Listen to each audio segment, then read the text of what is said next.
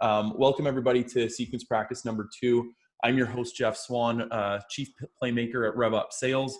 What sequence practice is a great way for people to send in their work, get it reviewed by the experts like Andrew and myself, and really just ramp up that 1% response rate that we were just talking about.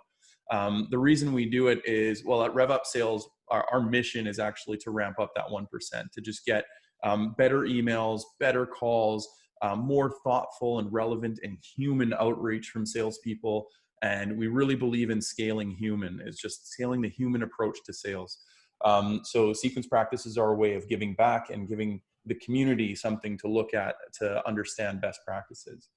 So today we're joined by our awesome co-host, Andrew. He's from Outreach. Andrew, would you like to give a quick bio on yourself? Yeah, absolutely. First off, super excited that it's a small group here today, like 6 folks. I actually love that, though it's a little more of an intimate setting. So if y'all want to hit me up anytime after this, feel free to do so on LinkedIn. I'll put my email in at the end here too. But a little bit of myself. So I've been at Outreach for about 5 years now. I was one of the first 20 employees there. Started off on, helping actually build the business early on over at Outreach on the product and engineering and success side, and now the sales engineering and sales side. So I've been around all the business, and I've been around sequences for almost way too long. So it's kind of second nature now when it comes to sequences in organizations. And I've worked with over 1,000 plus organizations now. Which has been fun on sequences, sales process, and marketing processes. So it's been a fun ride. On the side, I'm super duper passionate about surfing. I love the ocean specifically. I grew up by the ocean and spearfishing as well. So that's what I'm always doing on the side, as well as building side hustles. So we can talk more about that later. But specifically sequences, let's get to it. Right on, Andrew. No, thanks a bunch. Yeah. And our other co-host, our other panelist, unfortunately couldn't make it for the early parts of today's show, but he did say he's going to try to make it halfway through. So you may just see Scott later on the program. So with that said, let's, why don't we kick off our first submission. So this submission is actually, it's our first one of the day. This is from an innovative company in Canada that's changing the way companies think about design. So I've talked to the owners of this company. They really believe that design is not just graphics, but it's actually design thinking. So Andrew, you and I probably know, can relate to this, thinking about sales process, sales sequences. Design has such a huge capacity, but these guys are changing the way they do it. So this asset specifically is designed to be the first touch in a prospecting outreach. It is a creative message to basically get new customers. Since they haven't launched yet, so their company is actually officially launching just this, like as we speak, they don't have any metrics to talk about. But without further ado, let's take a look. So Andrew, I wanted to take a quick look there, and then let's give your highlights, give your feedback. Yeah, and as we go into this, I will say with everyone is I still know nothing, right? And when it comes to these sequences, and I never have the right answers. I have frameworks that I've learned, but it's never always the right answers, and I have opinions, right? My number one tip is we're gonna go through this, and as I criticize this here, is always be testing is the number one thing from VPs, from all types of people. I'm always hearing, hey, like, what's the best type of templates people are using in sequences? And I always have to give them the answer no one likes, which is it depends, right? It depends. Because I will say that there's no one best template out there. There is the best framework for building an optimization or a testing process amongst your content, right? So from what I see here, I can say it's from off the bat, I have some ideas, but just know that I'm always going to harp on that. Always be testing your content. ABT, right? So first off here, the first thing I'm going to see on this is like, it's really long, right? It is really long. If I see this, I'm going to go too long. I don't have enough time. I'm not going to read it. Right. I mean, whenever I relate whenever I look at a template, what I think about in the framework I think about is I think of it as an ad today, an ad you see on Instagram. or an ad you see on Facebook, or like that. And when you're all scrolling and you see something, like what catches your eye, right? I always take screenshots of things that catch my eye, actually, because then I try and leverage that in templates that we You test do out. that too, Andrew? Yeah, exactly. I I was know I'm really nerd. so nerdy and boring, right? Like fiance is like, wow, you screenshot ads. Like everyone hates ads, but so yeah, super boring, right? But yeah, just to get ideas of like what's working and what has captured your own attention, because you typically, if you're selling to those people, you are part of your market, right? So off the bat here, like this is too much for me, right? This is not going to catch my eye. Do like the bullet points, short and sweet and to the point. Something I do like here. Another thing is the call to actions are big. Lastly here, when it says when can we hop on a call to discuss, right? Like if you tell me that, that's a big ask for me. Asking to hop on a call is a huge ask. Another framework or way to think about this is, what's a low friction call to action, right? And I like to think of it as a small yes. What's a small yes you can get from them? Hopping on a call is a big yes, even for me. I'm not even that important, right? But that's a big yes. Imagine a VP, that's a super big yes. So look, in that sense, how can you gauge interest? Get them to say, hey, this is cool. Let me write a 1 or 2 liner back and say, hey, this is actually interesting. Send me more. That's it. Open to hearing more, right? Have you heard of this idea? Right? I have 2 ideas for you. Would you like to hear those? So being a little bit more human on it versus asking for 30 minutes of someone's time. So again, low friction call to actions is something here. Or even just like Another, do you agree, right? Like, do you agree with what I've said here? yeah. You know what? You brought up a great point, Jeff. And do you agree is big, because here's what I don't see enough of. Here's what some of our best SDRs at Outreach do. They take a stance on something, right? They take a stance and say, hey, I submitted a contact us demo form on your website and I still haven't heard back and it's been 3 days. That's not good. Here's why, right? Yeah. And it's very like opinionated, but most people that have a desire to be better, and VPs that have a desire to be better will say, you are right, we should not be doing that. So I think part of it is taking a stance, and that's like with anything, right?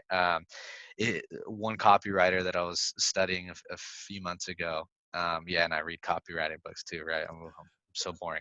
So so in reading the copywriting book, there's a great quote that one of these great copywriters said, which is, they love me or they hate me, there's no money in the middle. Right? Yeah. And that related to copywriting, basically take a stance. Like, people are going to buy your stuff if they hate you sometimes, Yeah. and then if they love you, they're going to buy your stuff. So either way, take a stance. No one likes indifference. So I think that's what's interesting here. I think, the first part here, and Jeff, feel free to stop me anytime if I'm talking too much here. Sure, I'm just sure. kind of blurting Oh, everything out. I will. Trust me. Okay, cool. So, congrats on recent company achievement. It's funny. I sat to next to my CEO, Manny, for a few years. And I think one time I remember him saying, like, oh, like, I appreciate the congrats, but like, that doesn't help get a response, right? Like, because how many other people are saying, hey, congrats on the recent funding, buy my stuff now. Every single person is reaching out to those VPs once they raise funding and once the news goes viral. I'll tell you that from experience, because I've seen it all the time, even myself. Again, I'm not even an important person, right? Yeah. And I get notes as as an account executive, a person at Outreach, saying, hey, like let's buy our stuff. And I'm like, I'm not even your buyer. So, but thank you, right? So everyone's reaching out with that. Josh Braun has a good theory, and it goes back to looking at advertisements, which is be a red dot in a sea of white dots, right? How do you do that? How do you catch that attention? And that's what's going to be important here. Well, one thing I do like about this personalization, and maybe the recent achievement isn't the best one, but I like that they're building into their sequence the first line is something that they're personalizing. Yeah. I like that. I Absolutely. like that approach. It's a good, yes. Personalization is a great way. Like, that's a start, If you're not personalized, that's table stakes today, right? Yeah. That like absolutely table stakes. People talk a lot about automation. Automation is great in certain circumstances. Your first email, you don't want it to be automated and canned, Yeah. right? No way. Like it's not going to work. So, personalization. And I think what we're starting to see is the best SDRs that I see, not only at Outreach, but other high growth companies that I work with, is not just personalization, but relevancy. Right. It's one step. That's the next wave, right? For 3 years ago, it was big personalization that worked a lot. Now it's starting to be relevant information. You're starting to see SDRs be professional, like intelligence finders, whatever the word is, right? Like they're Yeah. just great at grabbing intel from other reps, from people that will actually respond, leveraging that information. It's just leveraging information and then plugging that into a relevant email to that specific VP that they're reaching out to, Yeah. right? Totally. So relevancy is what's big right now too. So personalization is good start, and that I do like that about this email. Yeah. The second part builds curiosity. Does blank ever work with external cold consultancies? Big word there. Um, what I do is mention, I would probably keep this email at those first two bullet lines. I was wondering, does company name ever work with external consultancies?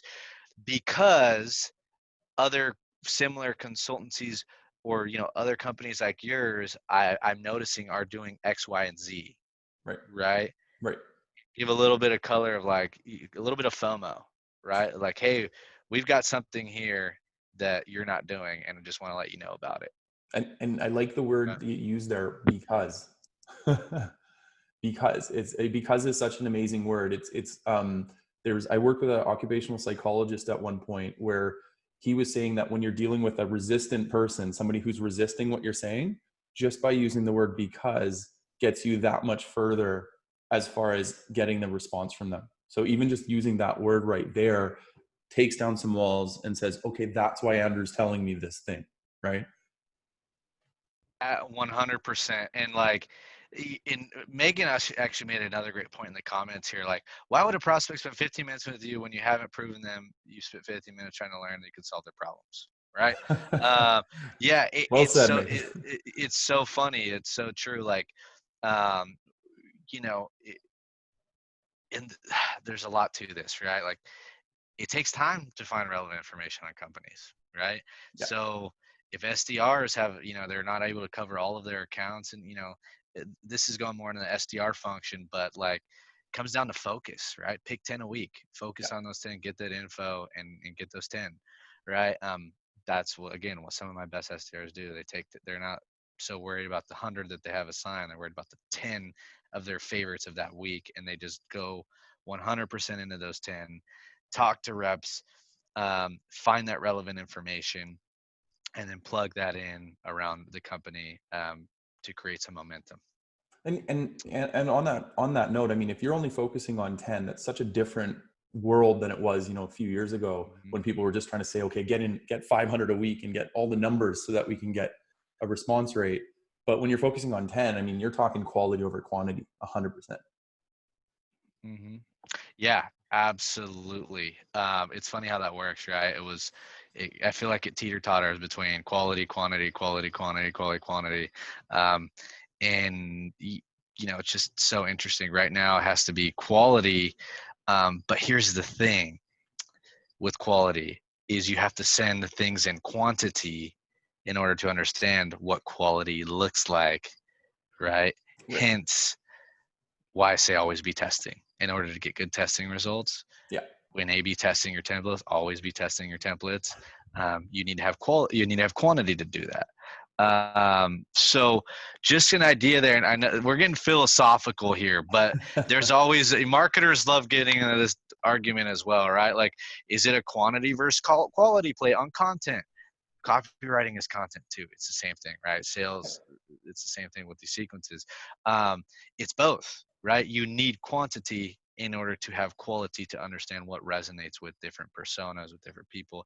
So, yeah, and let's see, Nick said something here. Better to focus on company relevancy or persona, personal level relevancy, company pain versus um so great question. You know what I Could be liked? both. You go first, Andrew. um so for me, it always ties back to like you're solving a business problem, right? As cliche as that is, it always ties back to a business problem. If you're reaching out to a VP, it always ties back to the company relevancy, what the company is doing, right? But of course, on the personal relevancy, yeah, it should be too, because at the end of the day, we're mammals and we're talking with other mammals, right? And we're human, and you can't lose that human touch. Yeah, no, I mean, I'd have to agree with you there. A good point on the company value, which is really important. I like to always make my most successful SDRs, business development reps, and full cycle AEs. They've always done the very personal approach. So that first manual is really about what's in it for me, what can I get out of it as the prospect, and I always find that. The personal touch works really well, and it really comes from that research. But to your point, Andrew, you can't really just talk about them personally and talk about them skiing and all that stuff. You have to bring it down to what they do for a living and what Yeah. business pain you're actually trying to solve. Yeah, absolutely. It always comes down to that. It always comes down to that. And so that was a great question there, Nick. And I want to make sure we're not missing anyone else's questions here. Oh yeah, Paige put a good quote in here. Yes, yeses are good, nos are good, maybes will kill you. Skip Miller, 100%. Love that quote. Goes along the same lines of what we were just talking about there, Paige. So yes, 100%. So Andrew, we're gonna Yeah, so we're running on time for this one. yeah. Go If ahead. we had to give three, or let's say one thing that you would say to make this a better email, what would you say? Build curiosity from the beginning using relevant information. Okay. Right. And my own tests right now, I do this for fun. Again, I'm a boring person because I test emails for fun, right? Yeah, that's my life. So you check that out. When I do that, honestly, my higher response to emails right now are like 1 or 2 lines. Right. They say, and they're nothing about me. People don't care who I am. They care about their problems. So, Totally. when you email me, I care about my stuff. That's how people work. So one thing I would do, keep it short, keep it sweet, and curious and relevant. Okay. Awesome. So for me, I'm going to add to that. I 100% agree. I'm going to say make the person the hero. So make them the Mm-hmm. star. Yeah. There's a lot of I's and we's in this message, and I'd like to see it more about you and your. And then really solve a specific problem. So have an actual problem to solve, and it's pretty positive. So it's a very positive email. But I would want to see a little bit like of that curiosity through problem solving. Yeah, absolutely. So awesome. So let's go on to our, thanks for that, Andrew. That was awesome. Yeah. Let's go to our next one. So this is a sales sequence. Our second submission of the day is a tech company from the UK. They make competitive intel and data collection easy with an outsourced web scraping service. So this particular sales sequence is in the prospecting stage, and it's a 5-touch sequence to get new customers. So let's start by this. So this is email 1. So step 1 of the sequence, looking to get web data easily. Take a look there, Andrew, and have at her. Yeah. So first thing, shorter than the last one, right? This is good here. So I'm not scared when I read this, and I'm like, oh my gosh, I have to read a whole ebook to like understand what's going on here. Let's see. First line, just saying no one cares who you are. Yeah. No one cares who you are. Like if that worked, I'd have my CEO send all my emails so we can build pipeline, right? And Right. we tried something like that, it doesn't work. So yeah, no one cares who you are. So I'd eliminate the whole first paragraph. Oh, this kills me. This kills me. And I love this. Whoever this company is, y'all are awesome. And again, be testing. I'm just initial reactions here. Always be testing is always my answer, right? So take what I say with a grain of salt. But when people say came across my radar on LinkedIn, you know how many other people can say that on LinkedIn? Every single person on LinkedIn. Right. So not it's just fluff. right? Get to the point. And I always relate it back to advertisements, because that's the ultimate, like, they've got it down to a science, literally, in how people, the the company's doing it well. And they don't say, hey, I came across your Facebook profile and here's an ad, right? So like, why would you do that in an email? Don't do it. I would love to help company produce better research and analytics with the web scraping service, taking away challenges from web scraping team. I can't get a picture here of what we're doing, right? Like, I can't picture what's like, it's web scraping, like how I think Like one it thing kind of here. assumes that the prospect knows what web scraping is, right? And that they want it. Yeah. Yeah. And maybe they're sending it to someone that is an expert in web scraping. I don't know. So Yeah. again, that depends on the persona they're reaching out to, right? But what I do like is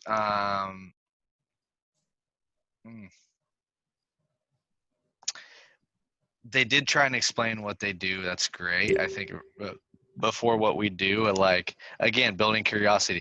Did you know that, web scraping tools today actually decrease cost by 50% because it's all terrible data, right? Something like that.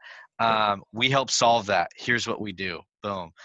Maybe a nice little image of before and after, right? So we're starting to see a lot of imagery come into the sequence as well. You'll hear a lot of video stuff as well. Videos becoming popular. So imagery as well, like being able to picture it is what you do. That's something I would add here. Again, can we schedule a 10 minutes call to share our service? It's still a big ask. Like, I don't know what you do. Now you're asking me for 10 minutes. So I big have ask. to admit the one thing there though, Andrew, is that most people ask for the 30-minute or the hour long or like a long call. I do Yeah. like that they're only asking for 10 minutes. Yeah. You I know? will give them that. They like 10 minutes. I will give them that. But then when you actually get the calendar invite, it's 45. Right. Whatever. Don't do that either. Yeah. So, yeah. So I do like the fact that they brought it down. But here, yeah, and I think something that we've been doing, right, is offering like workflow assessments, right? Like, again, 10 minutes is all about me. I want you to talk with me, right? Like, me. Whereas offer something of value to get them like, okay, this person's cool. They're trying to help me, right? Right. Simple as that. Like, hey, why don't I show you how we've helped other companies in the past? Let me know if you'd be interested, right? Right. And here's the results they got when we helped them. Boom. Cool. Might be interested. So that's something I would do there. One thing that's they did include their Calendly link. Super cool. Makes it easy to book your calendar. Outreach has that cool calendaring feature you can use, which is great too. Yeah. So that if I were to book something, it would be super easy to book. I love that. Great job to this UK company. One thing that Dave Gerhardt, who's the CMO of Privy, he's ultimate marketer guru, is adding PS lines and even just sharing relevant information or like something super useful and going for the hard ask in the PS line, or a subtle ask like, hey, yada yada, like, here's some cool valuable things, we've helped these people by X, Y, and Z. Let me know if you'd be interested. Regards, Jeff Swan. Hey, PS, I'm doing this cool webinar thing. If you're looking to get in a webinar, or if you're looking to buy a sequencing platform or sales engagement platform, feel free to check this out. Right. Yeah. Right. And so I think too here is we're very direct in our asks, and where the creativity I'm seeing is coming in is thinking of a long-term, how to get a long-term yes. We're all so much like, give us whatever we're asking for now, like Uber for whatever we want, right? Like press a button and we get it now. Whereas I think we're going to start seeing more loops around how to get a yes, right? And when I mean loops of like in my PS lines, I say, hey, come to this webinar. I'm able to measure what's going on from the webinar and the PS line. And I know it came from that PS line, measuring how many people signed up there. Then in the webinar, you say, hey, at the end of this webinar, Jeff, you're going to say, hey, you guys need help on your sequences? I can help, right? That's what I do. Yeah. So and going for that long-term investment of yes, right? And measuring the best channels to do that and create that loop of getting that yes, right? I haven't coined the term for that yet, and I'll be able to articulate that once I think about it a little Well, more. I've used to kind of describe that concept. I've kind of Mhm. used the idea of the breadcrumbs of like, you're giving a breadcrumb, you're leading somebody to a yes, but you're not necessarily giving them the whole loaf and saying eat. You Yeah, know? exactly, Yeah. exactly. Yeah. Yeah, because I mean, at the end of the day, sometimes like when I'm reaching out to with my SDRs and we're executives, I'm also like, hey, like let's meet now, let's meet now, let's meet now. And then I'm like, no, like if they want to meet with you, if you pique their curiosity, they're gonna ask you to meet. They're Yeah. gonna ask you to send more things over. Yeah. um, right? Like they will ask you, and they have the power to ask you. I think we forget that like people know how to ask themselves to um, say, "Hey, this is cool. Like, send me more information." Um, right? So I think there should be a friction call to action, Yeah. but also again, hence low friction, keeping it super low friction. Oh, good point, man. Yeah. I'm seeing this.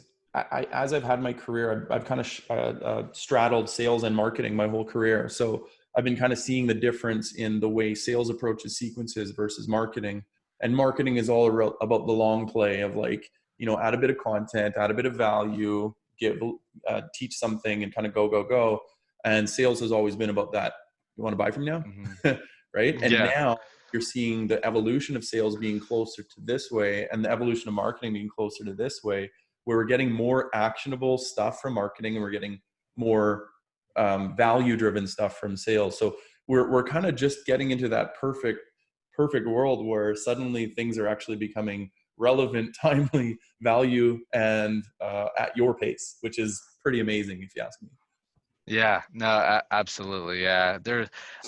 We're talking sequences now, but I can go into my whole theory on where like sales professionals are going Yeah. today, and what like, you know, it's crazy the number of like, in my opinion, like account executives today need to also be great marketers. And by great marketers, that number one skill that they need to have as a marketer is copywriting.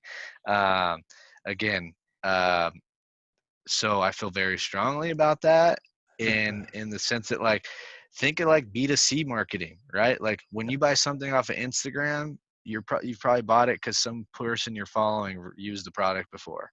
Right. You know, I know I'm a sucker for those ads, right? I follow some people and I've done that before, and I'm like, well, this person it must be cool. Yeah. So I think we're heading more in that way towards B2C too, or B2B. That's why you see all these people building their personal brands, right? Putting content out there, Yeah. right? And like Yeah. in understanding that people, again, just like in B2C, they're buying from people, right? And so we're going to start to see sales organizations, they're going to start to hire people with these followings, right? Like Right. if you don't have a following, that's going to be, you're ahead of everyone if you have the following, because it's not easy to do.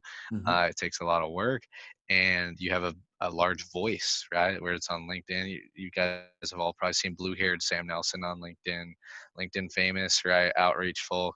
A few other people at LinkedIn that have a pretty big audience there. Scott himself, Got just past right? So like, 25,000 followers. yeah, Big like milestone. exactly. Yeah. Yeah, I think I have like 15 or something, and I've been posting for like 2 years, right? And like, it's crazy. It's so much work, but it's at the end of the day, it's worth it, right? Yeah. In my opinion, because you start to be able to have more control over your future. In my opinion, right?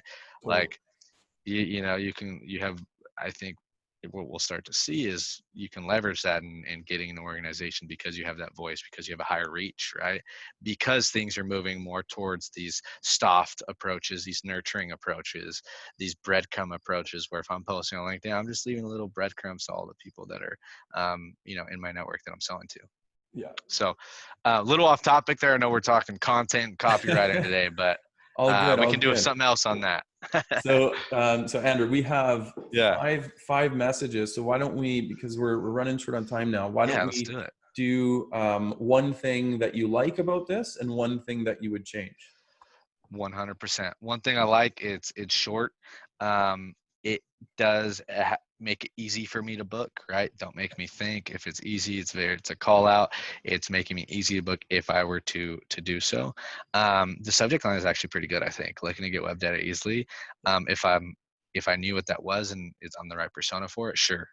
If you're targeting you, maybe, or myself, maybe I'm be like, what, like archive, right? Yeah. Go ahead. Shout out to all the inbox zero people out there, but yeah, archive automatically. So that's what I do like. And some other things, there is on 2 areas for the Calendly link. Some people like that, some people don't. I think it's easy to make it known that like, hey, you can book here or you can book here after seeing my title. So Right. again, making it easy. That's what I do like. Something I don't like, again, just the first paragraph. Like, you don't need to say you're the co-founder. That's in your signature. Right. Like, one cool concept that I had, like that I really like when I'm writing stuff, is I like to just get everything out and then go back and imagine that every word costs $1. Right? So Oh like, man. if I don't need it, like that first paragraph, I just, I'm saving myself some money. I can invest it in Salesforce, which just went up 25% today. So for those of you who invest in Salesforce, awesome Oof. day on that one. So yeah, exactly. I mean, there we go. So That's you all I got got, to say. all right. All right. So what I like is it's to the point. So you said it's short. I like that Yeah. it's to the point. He doesn't beat around the bush. It just gets right to the point, which is awesome. I'm not a big fan of the jargon. I don't like assuming that this is a customer who understands every single one of these words is cool, but there's going to be people that you're trying to get in touch with that they're not going to understand all of the words, and it's easier to just keep it simple than to do something like that. I also would, just as a side note, I know this is a tactic that some people use, but I would really consider punctuation, grammar, that kind of stuff, where you're not trying to look like you're not trying at all to get to impress them.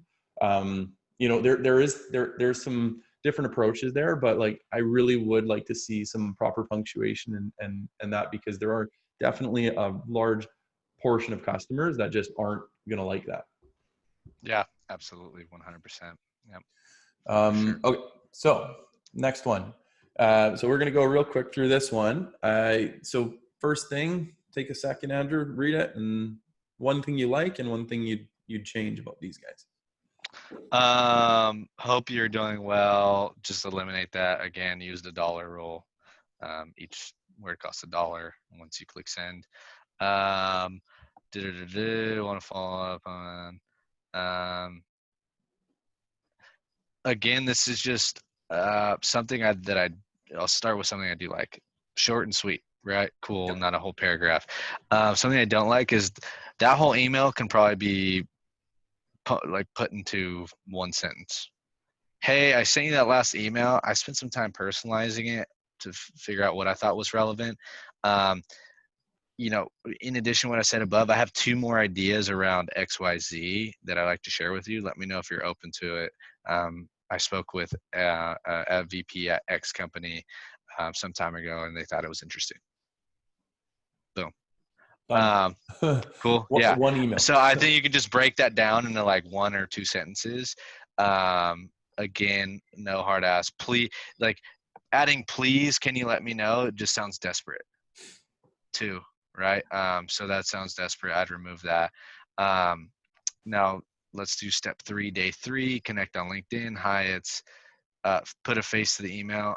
Oh no, like first line gone. Second line gone. Third line, you asked for 15 minutes. I like that you didn't say 30, but no. Here on LinkedIn, on the connect phase, I would do something, again, relevant. Hey, you have some ideas? Maybe say, hey, I have 2 ideas for you. Specifically, one is where, which I heard from, looking forward to connecting. Or leverage other people's names. Hey, we spoke with Jeff Swan in the past, Right. hoping maybe we can do so in the future as well. Winky face. something like that. Short, sweet, and simple. Sometimes I think Jake Dunlap, don't quote me on this, but he actually did some testing around this. Again, always be testing. Yeah. Where his like acceptance rate was higher when he did not send a note at all. He just hit connect, right? Yeah. Versus including a note on like the connect on LinkedIn. So again, he has CEO in his title, a little bit different. That's why you have to test. But I always, if I see your title and I'm like, oh, okay, seller, I'm just going to accept you. Right? Like, cool. Like, you're in my industry, whatever. Like, let's do it. Yeah. But if you are a seller and then you actually try and pitch me in there, I'm going to click X right away. Yeah. Right? Because you're not, everyone knows they're not supposed to do it. They're just doing it because they're lazy. So, and it's actually you can be even lazier by not saying anything and probably have a higher odds, in my opinion. Again, that's anecdotally. So. It's true because you don't have a chance to screw up. Yeah, exactly. You don't have a chance to screw up. Right. I can't judge you, right? I can't judge you. Like on that first second, be like, okay. Where if it just said sales, I'm like, oh, I'm in sales. Cool. Let me add you. And I think people are more opening up today for like LinkedIn requests from what I've seen in our data of just being more accepting to like accepting LinkedIn requests, right? Except when you're getting sold. So if you just connect, great. It's like a follower, right? So I think there's still some sticklers out there that are like, I got this request and I don't know you. I'd like to actually just meet you in person for 3 hours before we connect, right? And it's like, okay, well, we don't need, if you're like that, we don't need to be friends anyway. So Love it. sorry. Love it. No, Yeah.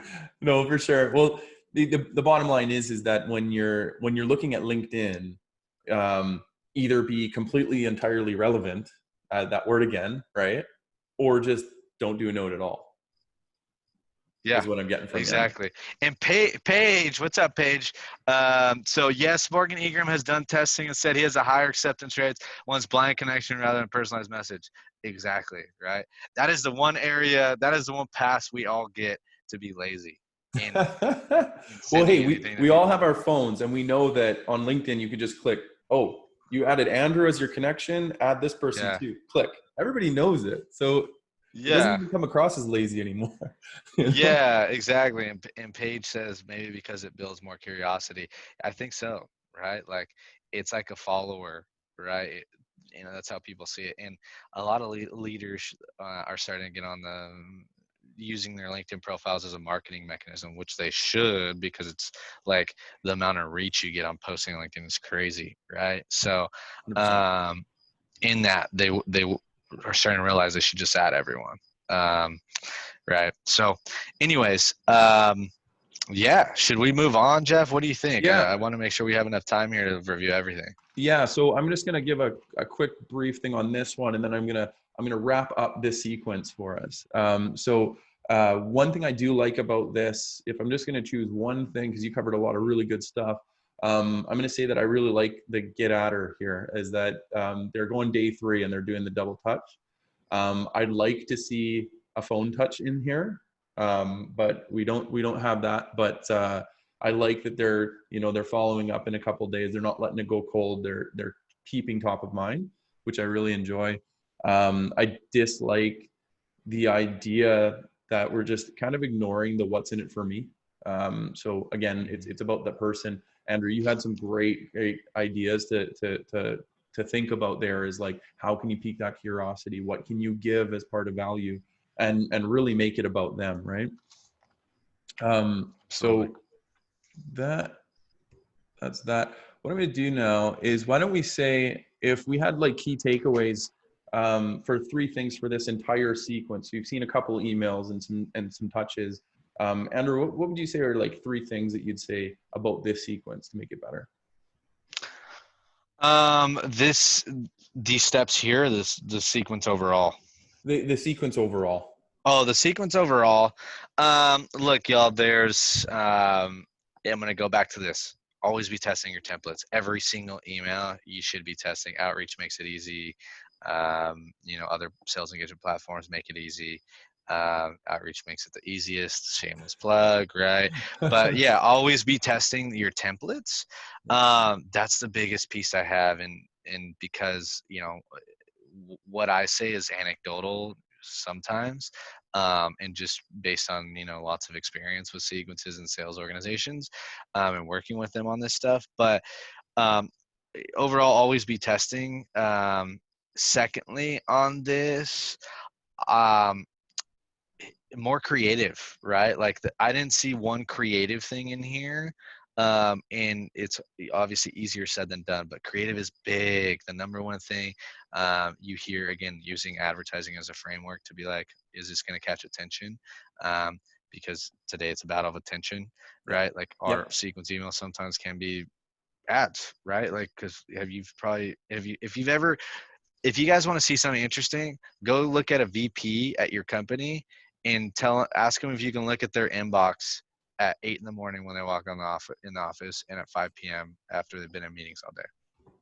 Just go and do that. That's an exercise I do with my SDRs, and I tell them to do. Manny will show you. Go look at his inbox, right? And look at that. And then you tell me when you send an email whether he's going to open that or not. Right? Yeah. Think of that. All right. When you send this, imagine your VPs and maybe just have your CEO send a screenshot and blur anything out that's confidential, obviously, and send it around the SDR to be like, this is what I got today. Like, we need to figure out how to stand out. And it comes back to capturing attention. That has to do, I think, with creativity. That's the biggest thing.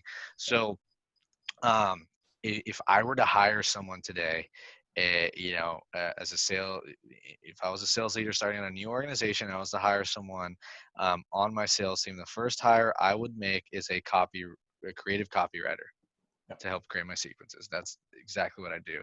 And that can create great content, right? That's creative, that stands out. Related to our product, and it can include video scripts, it can include imagery, it can include gathering relevant data at scale. If you've seen heard of there's an consulting agencies that my friends run around building applications to find relevant information to plug in the sequences. They're called dog patch advisors. They've done some work with Drift. Love the name. They've done some work with Drift. They've done some work with Stripe. They've done some work with big companies, and they've essentially built out their engineers that love sales, similar to me in that way, and they've built out applications to help use data science to find relevant information to plug in automatically to email templates. Awesome. And huge help, right? And like they're doing a lot of the relevancy work using code, right? Which is crazy, which is fun, which I wish every company would do that. And we may be doing something here or there at Outreach for that too, but I won't talk too much about that yet. So very cool. Yeah. And again, I forgot where I was going with this, but creatives, testing, creativity. Don't be scared to stand out. Guess what? If no one else is doing it, that's great, because that means you have a higher chance of standing out. Once people start to do something and catch on, then it's no longer unique, right? So I always tell my SDRs, don't wait for someone to give you permission. Obviously, keep it PG. Don't send something stupid. But, be different. Stand out. And then Paige said, Todd Capone showed his inbox at an event and the amount of hope you were doing well and wanted to in unprecedented times, blah, blah, blah, and too many I first, and it's not good. You're right. We need to do better to stand out. Exactly, Paige. 100%. We're on the same page. I'm sure you've heard that pun before. Well done, Andrew. Well done. I'm gonna agree with you, Andrew.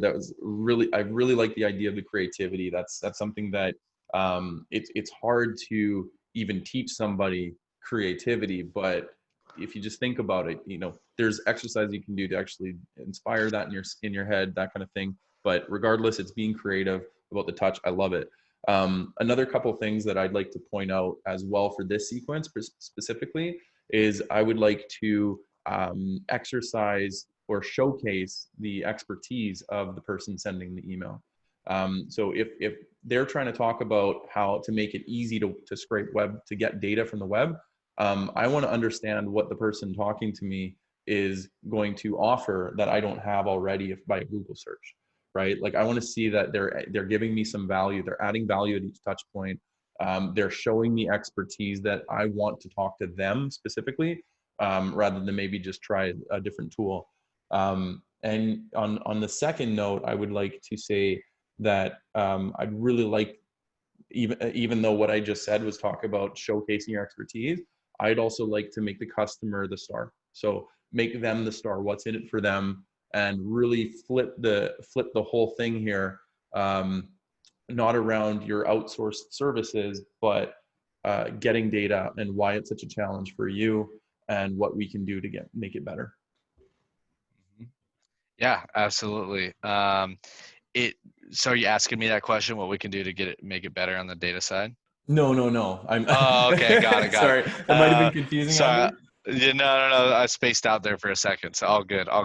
But yeah, obviously getting the data is huge. The creativity is huge. That people that are winning today, I'll just put it like this, that I see winning today are, one, using relevancy, and are two, being like testing all the time, and three, being creative in their testing. Cool. They're not just testing your basic, hope you're doing well, let's schedule 15 minutes. No, they're doing like images you've never seen before. They're doing little videos. And when they put in the video, this is a whole nother thing we can get into. But don't say, hey, I made a video for you, and just expect someone's going to watch your video because you made a video. Maybe initially when video prospect came out, but sell me on why I should watch the video. Right. Yeah. Thanks, Paige. Yeah, thanks, Paige. Yeah, thanks, Paige. So, and if we were to have a video in here, let's just say one of these emails, and it was like, hey, here's a video I made for you. Sell me on why I should click on play, right? Like, hey, Jeff, here's a video I made on how specifically this product will work for your organization based on the 10 reps I just talked to you last week, right? Like, super relevant. Again, relevancy sells me on the click. Think of, again, look at, as you see, those big headlines you see that you want to click on, how to do this, 5 ways to do this, what you need to know about XYZ, right? This is why, copywriting is important. Just go look at some ads and steal that same copy, that got your attention, put that into a subject line. Totally. It's an I feel attention like, game. Like Andrew, you mentioned it multiple times today. It's like, you got to start thinking like an advertiser. Yeah, exactly. Right. And some people will disagree with me, but that's for a later time. We can talk. It's for a later time. Well, we're gonna wrap up here, Andrew. Thank you so much for your feedback and advice. I think the group here, even though we had a smaller group today, I think we learned a lot. And I'd like to invite anybody who's in attendance here or watching online. I'd like you to try your own and see if you can get your work reviewed on Sequence Practice at another future later date. So that's the URL right there. I'll leave that on for a minute. And Andrew, do you have anything to say to wrap up? I just want to say I've already had a few people add me on LinkedIn, so great job being on top of it. I think it was a few people, maybe Paige, Megan, and a few people from the session. So yeah, if you guys have any follow-up questions, hit me on LinkedIn. Talk with Jeff. Happy to help everyone out, and thank you guys so much. Really appreciate the stuff, and happy to help out in any way I can. Awesome. Thanks, Andrew. Cool. All right. Thanks, everybody. Thanks, everyone. Have a great day. Bye.